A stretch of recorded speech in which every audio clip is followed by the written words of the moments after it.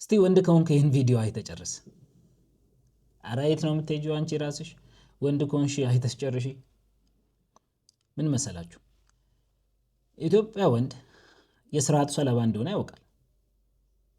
ስርዓቱ ህይወቱን ከፍተኛ ዋጋ እንደሚያስከፍለውም ያውቃል። ነገር ግን ስርዓቱን ከማስቀጠል ወደ ኋላ አላለም። እነዚህ ሶስት ነገሮች አንድ ላይ መሆን የሌለባቸው ነገሮች ናቸው። ኮንትራዲክተሪ ናቸው። ነገር ግን ዝም ብሎ ግምት ሳይሆን ስለ ልቦናዊ ትንታኔ ያለው ነው። ምን ይባላል? ሲምተም እንለዋለን። ሲምተም ማለት ሎጂካል ወይም ደግሞ አመክንያዊ ትንታኔ የሌለው የባህሪ ድግግሞች ማለት ነው። አንድ ሰው የሆነ ነገር እንደሚጎዳው ዋጋ እንደሚያስከፍለው እያወቀ በተደጋጋሚ ሲያደርገው ማለት ነው። ያቺ የባህሪ ድግግሞች ሲምተም እንለዋለን። ስለዚህ መጠየቅ ያለብን ጥያቄ ወንዶች ታዲያ ለምን የሚጨቁናቸውን ስርዓት ያስቀጥላሉ አይደለም። መጠየቅ ያለብን መሰረታዊ ጥያቄ ወንዶች ከሚያቆስላቸው ከሚጨቁናቸው ስርዓት ምን ያተርፋሉ ነው። ይሄ በየትኛውም መንገድ ወንዶችን ለማጣጣል አይደለም። ያው እንደምታዩት እኔም ወንድ ነኝ። ግን ዋናው ጥያቄ ስርዓት ሲባል አንድ ስርዓት ጨቋኝ ሊሆን ይችላል ከሰርፌስ ሌቭል፣ ግን የሚሰጠው ስውር ደስታ ይኖራል። ይህን ዡይሳንስ ይባላል በፈረንሳይኛ፣ ወይም ደግሞ ሰርፕለስ ኢንጆይመንት፣ ስውር ደስታ ማለት ነው። የትኛውም አይነት ስርዓት እቺን አይነት ስውር ደስታ ትሰጣለች። ስለዚህ ዛሬ ይህ ስርዓት ምን እንደሚመስል፣ ምን አይነት ደስታ እንደሚሰጥ እና ምን አይነት ዋጋ እንደሚያስከፍል እናያለን። ስርዓቱ እንዴት ተዋቀረ? ይህ ስርዓት እንግዲህ ከፈጣሪ ዘንድ በቀጥታ የተሰጠን አይደለም፣ ወይም እኛ ተሰብስበን ቁጭ ብለን ያሰፈርነው መስፈርት አይደለም። ግን በተለያዩ የታሪክ አጋጣሚዎች እና ሁኔታዎች ውስጥ የተፈጠረ ስርዓት ነው፣ የተገነባ ነው በጊዜ ሂደት ማለት ነው። ለመሆኑ ይህ ስርዓት ከወንዶች ምን እንደሚፈልገው ነው? እነዚህ ናቸው እንግዲህ አምስቱ ትእዛዛት። አንደኛው ወንድ ልጅ ፕሮቫይደር መሆን አለበት፣ አቅራቢ። ሁለተኛው ወንድ ልጅ ጠባቂ መሆን አለበት፣ ፕሮቴክተር፣ እንደ ሴዶ ማለት ነው። ሶስተኛው ወንድ ልጅ ሳይለንትሊ ስትሮንግ መሆን አለበት፣ ወይም ደግሞ ጠንካራና ዝምተኛ። ምን ማለት ነው? ይሄ ፊዚካል ስትሬንግዝም ብቻ ሳይሆን ኢሞሽናልንም ስሜትንም ነው። ለምሳሌ በየመንገዱ እየሄድክ አርሰናል አሸነፈ ብለህ ማልቀስ የለብህም። ምንድን ነው ወንድ ልጅ ቆምጨጭ ሲል ነው የሚያምርበት ትባላለህ። ስለዚህ ሳይለንትሊ ስትሮንግ ማለት ነው። አራተኛው ወንድ ልጅ ዲግኒፋይድ ነው፣ ወይም ደግሞ ግርማ ሞገስ ያለው ነው። ስለዚህ ክብር ያስፈልገዋል፣ የሚከበር። አምስተኛውና የመጨረሻው ወንድ ልጅ ጀነረስ ነው፣ ወይም ደግሞ ቸር ነው መሆን ያለበት። ስለዚህ ይሄ በዋነኝነት ማህበራዊ ምስል ነው ስለ ወንድ ያለ። ነገር ግን ይሄ ማህበራዊ ምስል በታሪካዊ ሁኔታዎች፣ በተለይም ደግሞ በእኛ ሀገር በነበረው ጦርነት፣ ድርቅ፣ የፖለቲካ ውጥረት በወንዶች ላይ በነበረው ጫናና ሪስፖንሲቢሊቲ ውስጥ የተገነባ ነው። ግን ያ አውድ ይሄን ማህበራዊ ምስል የፈጠረው አውድ ሲቀየር፣ አሁን ኢትዮጵያ ውስጥ ድርቅና ጦርነት የለም ማለት አይደለም። ግን ይሄ ማህበራዊ ምስል የፈጠረው አውድ ሲቀየር ይሄ ማህበራዊ ምስል ቀጥሏል። ለምን? በጣም ቋሚና በጣም ጥብቅ በሆነ መንገድ ስለተሰራ ማለት ነው። በጣም ጥብቅ በሆነ መንገድ ነው የተሰራው። እንግዲህ ብዙ ሰዎች ወይም ደግሞ ብዙ ወንዶች ይሄን ማህበራዊ ምስል ለመሆን ይፈልጋሉ። እኔም እፈልጋለሁ። ነገር ግን ሁላችንም አንደርስበትም። የተወሰኑ ሰዎች ናቸው የሚደርሱበት። ያም ሆነ ይሄ ግን በማህበረሰቡ ፊት ጀጅ እንደረግበታለን። ፕሮቫይደር ነው እንዴ እሱ፣ ፕሮቴክተር ነው እንዴ እሱ እየተባለም ማለት ነው። ሚስቱ ታከብሯለች ምናምን እየተባለ እየተጠየቀ ማለት ነው። ማህበረሰቡ ጀጅ ያደርጋል ሳይለንትሊ። እና ይሄ ማህበራዊ ስዕል በዋነኝነት በሴቶች ዘንድ አይደለም ችግር የሚፈጥረው፣ እንዲያውም በወንዶች ዘንድ ነው። ወንዶቹ ነው ጀጅ የሚያደርጉት። ሪሜምበር ድሮ ስናድግ ማን ወንድ ነው የሚባለው ሞስትሊ ለሴቱ ሳይሆን በወንዶቹ ፊት የምንታይበት መንገድ ነው፣ በሌሎች አወር ፒርስ ማለት ነው። ስለዚህ ስትደባደብ የተለያዩ ነገር ስታደርግ ሪሌቲቭሊ ነው፣ ከወንዶቹ አንጻር ነው ማን እንትና እንደበደበ እየተባለ ማለት ነው።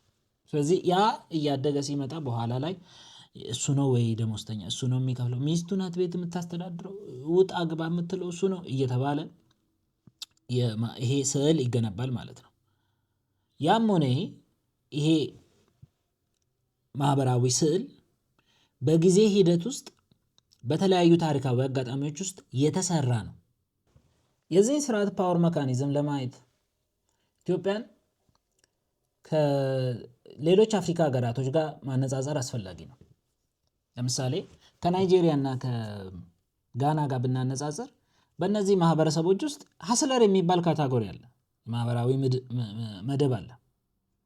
ሀስለር ማለት ገና ማህበረሰቡ ያስቀመጠለትን ምስል ላይ ያልደረሰ ግን እየሞከረ ያለ ማለት ነው። ክብር ይሰጠዋል፣ ሪኮግናይዝድ ነው፣ እውቅና አለው። እኛ ሀገር ግን በጣም ጠባብ ናት አይደል? ለዚች እየሞከረ ላለ ሰው ለምሳሌ ባለፈው ኮሜዲያን ያሲኖ እየሞከርኩ ነው ብሎ ቪዲዮ ሲሰራ ብዙዎቻችን ከማዘን ውጭ ምንም ነገር አላደረግንም።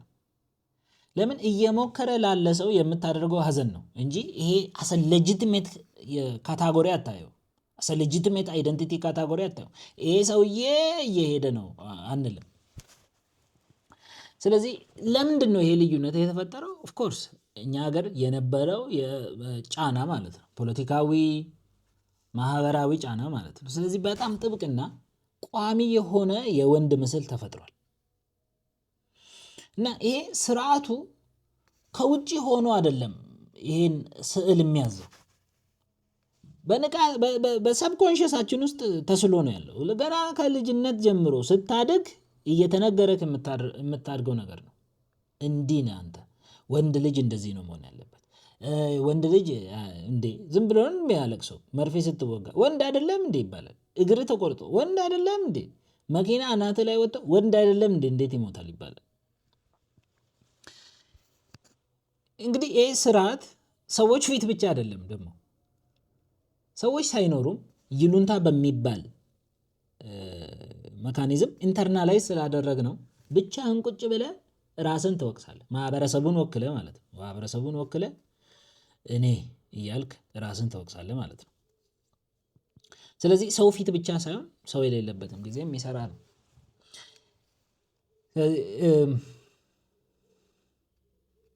እና የስርዓቱ ብልሃት ደግሞ ማለት ነው ሲቃወሙት የሚፈርስ አይደለም። ሲቃወሙት እንደውም ይቀጥላል። ለምን? ውጫዊ አይደለም፣ ወይ በፖለቲከኛ ወይም በፓስተር ወይም በቄስ በኩል አይደለም የሚጫንብን፣ ኢንተርናላይዝ አድርገነዋል። ስለዚህ በአእምሯችን ውስጥ ስላለ ይሄ ማህበራዊ ምስል ልንደርስበት የምንፈልገው የማህበራዊ ምስል በአእምሯችን ውስጥ ስላለ ተቃውሞ አያፈርሰው ነው። ይሄ ብቻ አይደለም ደግሞ የባሰ ይሄ ስርዓት ምን ሊሰማ እንደሚገባ እና እንደማይገባ ሁላ ቀድሞ ነው የሚወስንልህ።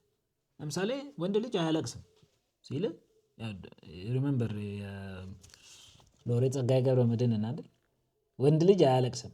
አሁን ባለፈው ሚዲያ ላይ አንዱ አርሰናል አሸነፈ ተብሎ እንዴት ይለቀሳል? ለአባቱ መሞት ማልቀስ ይችላል፣ ግን ወንድ ልጅ እንዴት ወንድ ልጅ ይላል?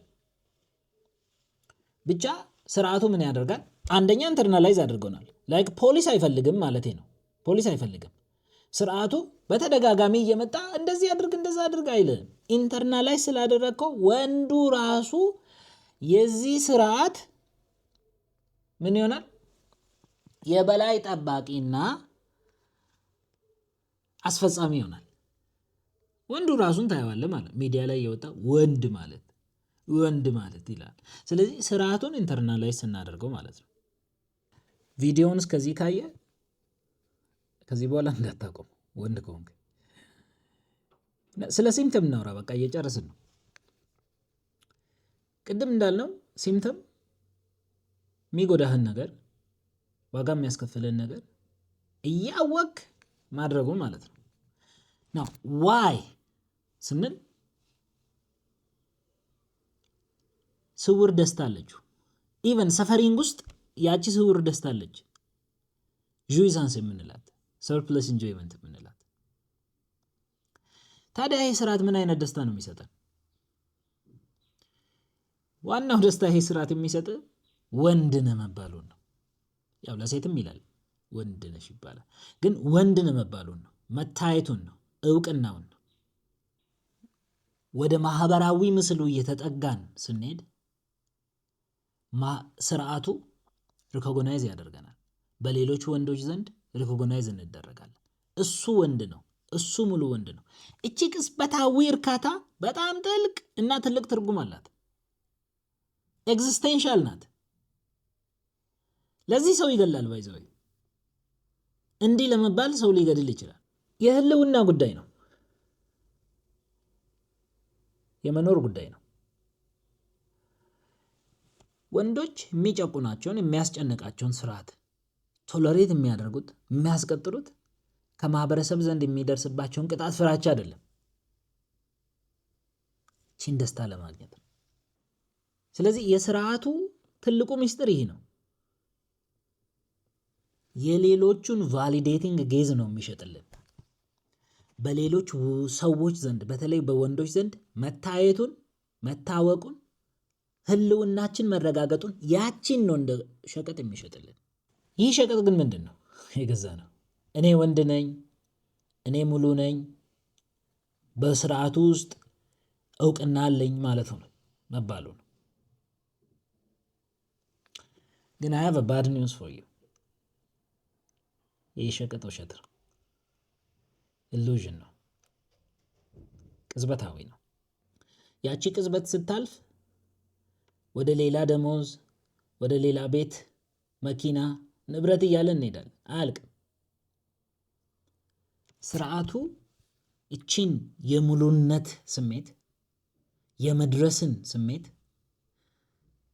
ቆነጣጥሮ ነው የሚሸጥልን። ስለዚህ ደጋግመ ትሄዳለህ ማለት ነው። ሲምፕተም አንዴማ ሙሉ ብትሆን እንግዲህ ምን እንደምንሆን አናውቅም። ፕሮባብሊ would kill ourselves። ግን አንዴ ሙሉ ብንሆን አስባል። ለዛ ነው ስርዓቱ ለምንድነው የሚቀጥለው ስትል ቆነጣጥሮ እየሸጠልን ስለሆነ ነው። ግን at some point ትጠይቃለህ። ምን ብለህ ለዚሁ ነው እንደ የምለፈው፣ ለዚህ ነው የሆነ ሁሉ የተቸገርኩት ትላለህ። ለዚህቹ ለምታልፍ ቅጽበታዊ ደስታ ነው፣ እርካታ ነው ትላለህ። እንደዛ ካልክ ስርዓቱ ችግር ውስጥ ነው። ስለዚህ ለዚህ መፍትሄ ያለው ስርዓቱ ምን? ፋንታሲ ይባላል። ፋንታሲ ውሸት አይደለም። ይሄን በትክክል ልትረዱት ይገባል። በፍጹም ውሸት አይደለም። ፋንታሲ ስርዓቱ ስቃዩን ጀስቲፋይ የሚያደርግበት፣ ስቃዩን ለምን መቋቋም እንዳለብህ የሚነግርበት መንገድ ነው። ስለዚህ የኢትዮጵያዊ ወንድ ፋንታሲ ምንድን ነው? እኔ ጠንካራ ነኝ፣ እኔ ጀግና ነኝ፣ እኔ ሙሉ ነኝ መባሉን ማለት ነው። ከዚህ የዚህ ስርዓት ትልቁ ብልሃት ስቃይን የጥንካሬ መገለጫ ማድረጉ ነው። መሰቃየት ያቆምክ ቀን ጠንካራ አይደለህም ብሎ ይነግራል። ናው የትም ቦታ ብትሄድ ይህን ስርዓት አታፈርሰው። because the suffering itself is justified። ምን በማለት አንተ በኋላ ለዚህ ነው እንዴ የለፋውት ስትል ነው። መልፋት ራሱ የወንድነት መገለጫ ነው ይላል። ስቃዩን ማቆም ማለት ጥንካሬያችንን ማጣት ማለት እንደሆነ ያስረዳናል፣ ይነግረናል። የኢትዮጵያ ወንዶች የስርዓቱ ተጠቃሚዎች ወይ ሰለባ? ሁለቱም ነን። ተጠቃሚዎችም ነን፣ ሰለባዎችም ነን። ስለዚህ ሌትስ ሪካፕ። በዋነኛነት ሶስት ነገር አይተን፣ አንደኛ ስርዓቱ በታሪክ አጋጣሚዎች የመጣ ነው። ሁለተኛ ላይ ስርዓቱ ኢንተርናላይዝድ ተደርጎ ወንዱ በራሱ ራሱን እንዲቆጣጠር የሚያደርግ ነው። በውጪ አይደለም፣ ላይክ ኤክስተርናል አይደለም፣ ኢንተርናላይዝድ የሆነ ነው፣ ውስጥ ነው ያለው፣ ህሊና ነው ሆኖ ያለው። በይሉንታ ሰው ምን ይለኛል ብቻህን ቁጭ ብለህ። ሶስተኛ ስርዓቱ ስቃይን የጥንካሬ መገለጫ በማድረግ ስርዓቱን እንዲቀጥል ያደርጋል። በዛ ውስጥ አንተ ስውር ደስታ ሪኮግኒሽኑን ኢንጆይ ታደርጋለህ፣ ግን እሷን እየቆነጣጠረ ይሸጥልሃል። በዛ እድሜን ይበላል። ስለዚህ ይህን ስርዓት ስቃዩን ብቻ ማወቅ በቂ አይደለም። ቢኮዝ ዊ ኦልሬዲ ኖው ኢት። ስቃዩን እናውቃለን፣ ሁሉም ወንዶች ያውቁታል። ማናውቀው ነገር ምን ኢንጆይ እያደረገ እንደሆነ ነው። ሲምተሟን ነው ማናውቀው። ዊ ዶንት ኖው አወር ኢንጆይመንት። ስለዚህ ይሄን ስውር ደስታ ሳያውቁት ስርዓቱን ለመጋፈጥ መሞከር ተመልሰን ወደ ስርዓቱ እንድንመለስ ያደርገናል። እንዲያው እናፍርስ አይደለም እያልኩ ያለሁት፣ እናፍርስ እንኳን ሌላ ታሪክ ነው እያልኩ ያለሁት። ዊ ኖው እየተጨቆነን እንደሆነ። ሚስቴ ደግሞ እንዳትሰማ አደራ። በሱ አይደለም፣ ይቅርታ አድርግልኝ፣ በስርዓቱ ነው የምለው። ግን ኢንፍሌሽኑን አስቡት፣ ፖለቲካዊ ውጥረቱን አስቡት፣ የኑሮውን መክበድ አስቡት፣ ጦርነቱን አስቡት። እስቲል እንደዚህ አይነት የማህበራዊ ምስል ለወንድ ያስፈልጋል። ኦፍኮርስ ያስፈልጋል። ይህ ማለት ግን there is nothing we enjoy in it ማለት አይደለም። ኦፕሬሲቭ ነው ብንልም እንደ ኦፕሬሲቭ ነው የማይል ሰው ሊኖር ይችላል። ኦፍኮርስ እንደዛ ነው የሚሳለው። ብዙ ጊዜ ለማድረግ የሞከርኩት ምንድን ነው፣ ሶሻል ፌኖሜናን አለ፣ ወንድ የሚሳልበት ማህበራዊ ምስል አለ። ያ ማህበራዊ ምስል መዋቅር አለው። ያ መዋቅር ግን ኮንትራዲክሽን ላይ የተመሰረተ ነው። ያቺ ኮንትራዲክሽን ምንድናት? ዲፕ ዳውን ቦዝ ሰፈሪንግ ኤንድ ኢንጆይመንት አለው። ያም ሆነ ግን አውዱ ሲቀየር ይሄ ማህበራዊ ምስል ይቀጥላል። ይሄ ማህበራዊ ምስል ግን አት ሳም ፖይንት ኩዌስችን ማድረግ መቻል አለብን። ፍራኦል ኪዳኔ